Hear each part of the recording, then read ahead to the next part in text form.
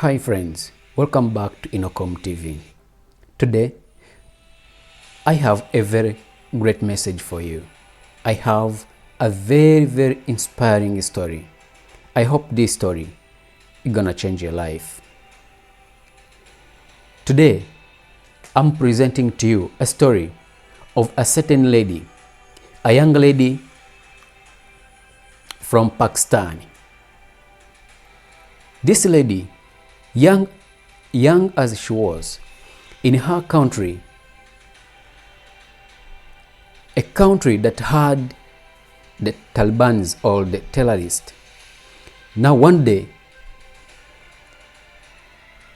the school of this lady, the school in the village where she used to attend, a poorest school, the Talibans attacked this school.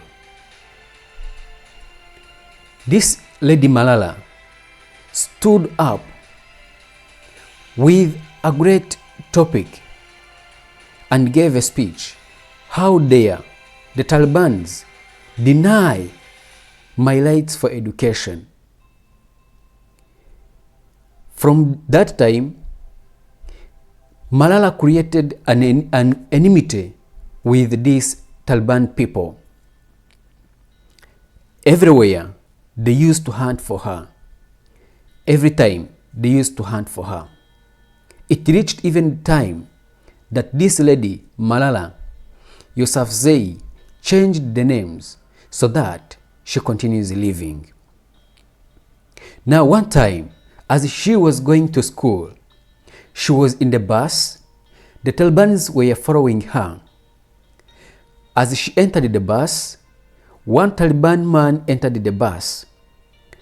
And as he reached the bus, he was asking whether everyone knows this lady called Malala Yousafzei. Everyone in the bus turned to look where this lady was seated. And a Taliban had to shoot this young lady and ran away. From that time, Malala Yousafzei was admitted in the hospital. When she survived this incident, she never gave up. She requested everywhere to go while speaking about this incident, speaking about the Talibans in the country, disturbing young people, denying them the right to education. This lady, whenever she could ask for a different presentation, she was welcomed. She continued presenting, and one time she won a Peace Award for protecting and reserving the education for young children. This lady continued everywhere winning the Peace Awards in the whole country and now worldwide, young as she was. This story, when I read it, I felt inspired. Hence, thinking to present it to each and everyone, thinking to present to the rest of the world, to the rest of the younger people, that we may feel motivated and waking up. This lady, she showed a high sense of patriotism and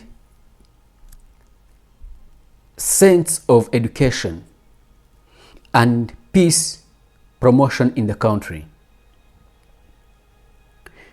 This story, I just cut it short because it's long.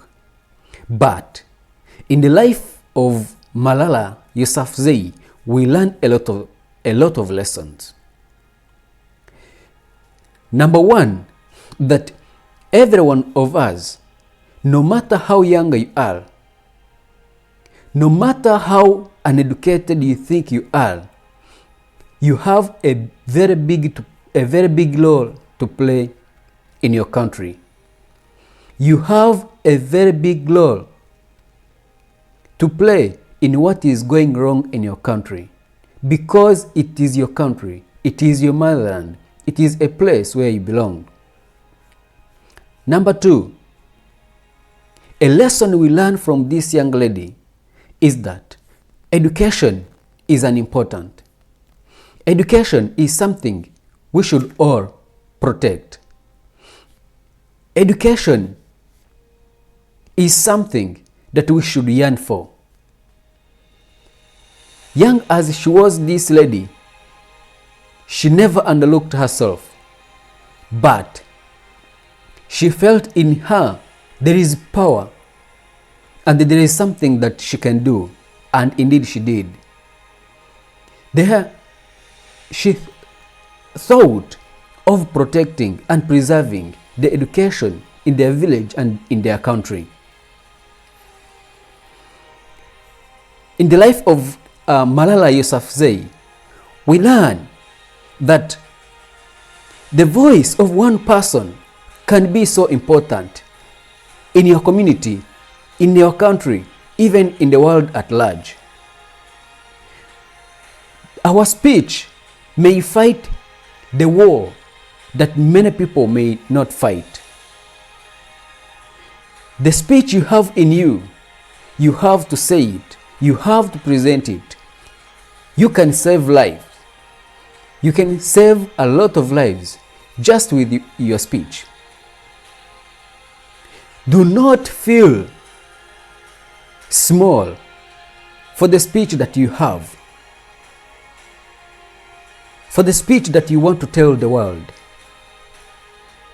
There is a simple saying that the world is suffering not because of bad people, but the world is suffering just because good people keep quiet. Good people don't do what they're supposed to do. If we can all, young people, stand up and raise our voices, we can really do something great. We can save a lot of lives. We can save our countries. Your country is something great. Your culture is something great. Your education is something great. But it is only great and important when you try to use it to do something in the community. Today, I'm challenging you young people. I'm submitting to each and everyone that let us all stand up and raise our voices in issues that are going wrong in our countries, in issues that we see not going well, our culture, our education, wars that do not end. It is you and me. The solution is you and me if we stand up and do what we are supposed to do, not just keeping quiet, not just fearing. Some of you and me, we have great potential in us, but because we keep quiet, the potential in us dies. There is great talents, there is great skills in us that God has given to each and every one of us.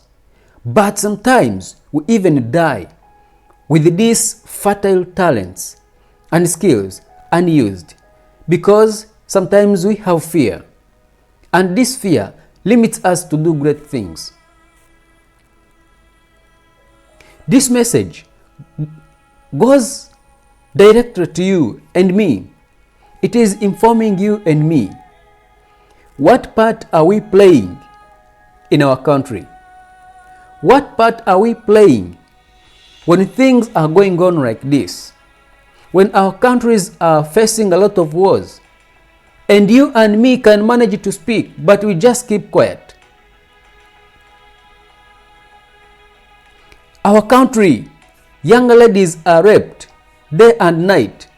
In DRC Congo, young ladies are raped day and night.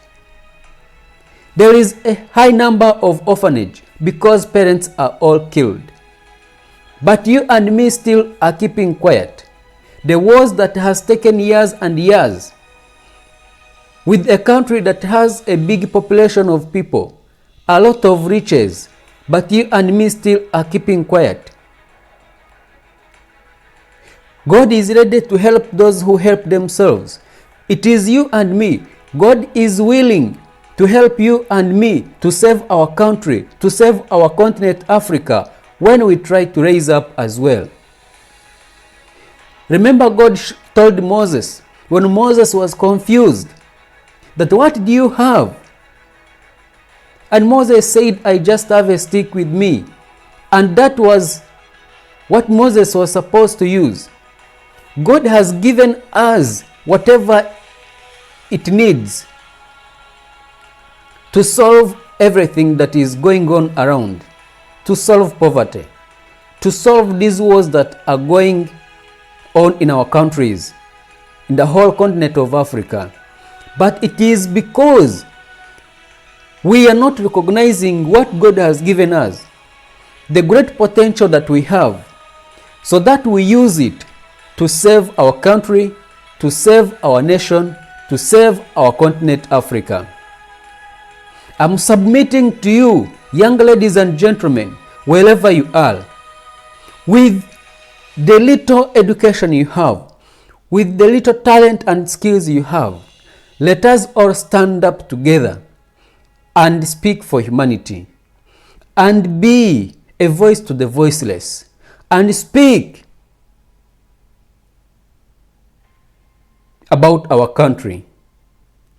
Our country is a big country, is a country that people die day and night, but still keep quiet. This is the country that is bleeding day and night, blood just flowing like the river, but we have nothing to say about it. Is it fear?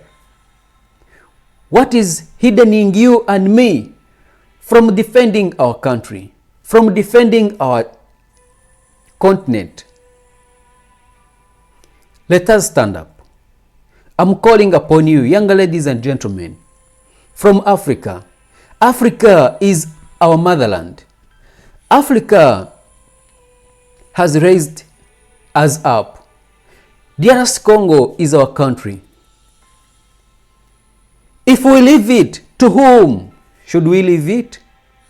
Your silence has continued giving an enemy the power to keep conquering our country. Your silence has given an enemy power and opportunity to keep invading us. Let us all stand up.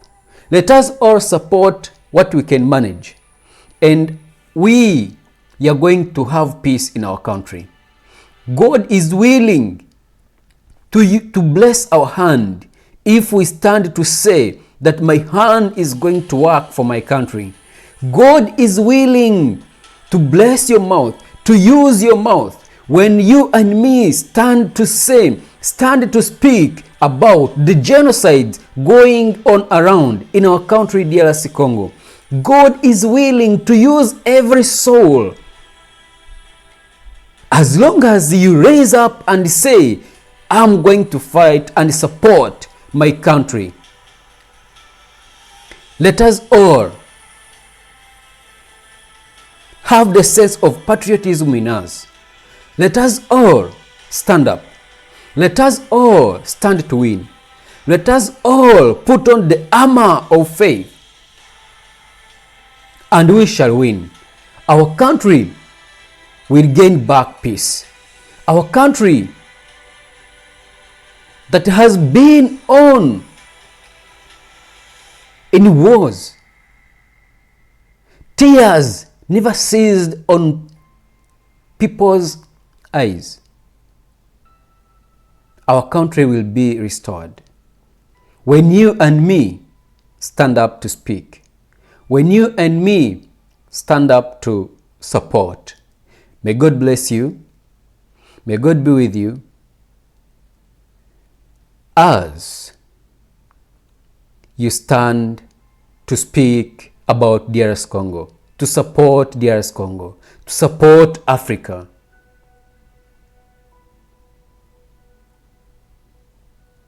I wish you all the best.